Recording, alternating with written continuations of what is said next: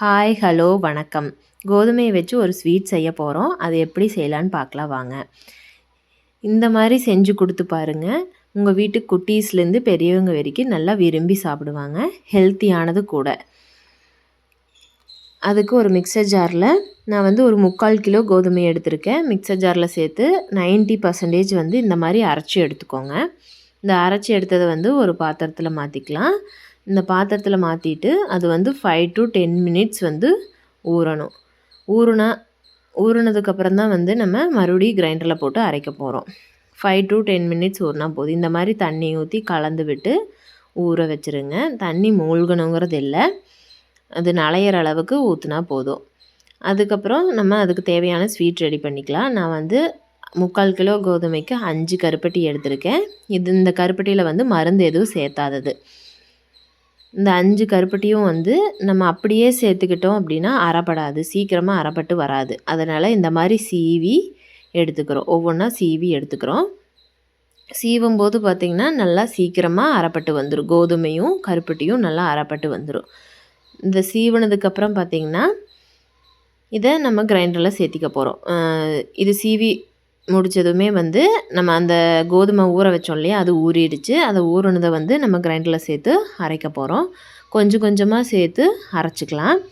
இந்த கோதுமை நல்லா 90% கிரைண்டரில் போட்டு அரைப்பட்டதுமே பார்த்திங்கன்னா இந்த கருப்பட்டி சீவி வச்சதை கொஞ்சம் கொஞ்சமாக சேர்த்து ஒரு 2 சுற்று விட்டால் போதும். ரொம்ப சுற்றணுங்கிறது இல்லை, 90% அரைப்பட்டுரும். நான் இப்போ எடுத்து காட்டுறேன் பாருங்கள், அந்த மாதிரி அரைப்பட்டுருக்கணும்.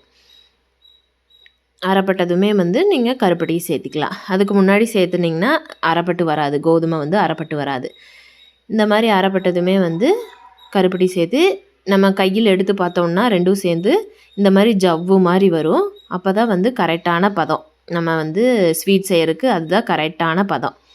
அதுக்குள்ளே நம்ம பேன் சேர்த்து எண்ணெய் ஊற்றி வச்சுக்கலாம். எண்ணெய் காயறதுக்குள்ளே நம்ம அதுக்கு ஏலக்காய், சுக்கு இது ரெண்டுமே போட்டு கலந்துக்கலாம். நான் ஏலக்காய் மட்டும் போட்டிருக்கேன், சுக்கு போடலை. அது ஏலக்காய் அரைப்படுறதுக்காக ஒயிட் சுகர் கொஞ்சம் சேர்த்து அரைச்சிக்கிறேன். அரைச்சதை நம்ம கோதுமையை அரைச்சி வச்சோம் இல்லையா, அதுக்குள்ளே போட்டு கொஞ்சம் கொஞ்சமாக போட்டு கட்டிகள் இல்லாமல் நல்லா கலந்து விட்டுக்கணும். இந்த மாதிரி கொஞ்சம் கொஞ்சமாக கலந்து விட்டுக்கோங்க. கலந்ததுமே எண்ணெய் காஞ்சிருச்சு. எண்ணெயில் சின்ன சின்ன உருண்டைகளாக போட்டு நல்லா வேக வச்சு எடுத்துக்கலாம். வேக வச்சு எடுத்ததுமே உங்களுக்கு சுவையான கோதுமை ஸ்வீட் ரெடி. இது உங்கள் வீட்டு குட்டீஸுக்கு கொடுத்து பாருங்கள், நல்லா விரும்பி சாப்பிடுவாங்க. நல்லா சாஃப்டாகவும் இருக்கும். இது பார்த்திங்கன்னா 1 வீக் வரைக்குமே வச்சு சாப்பிடலாம், கெட்டு போகாதது.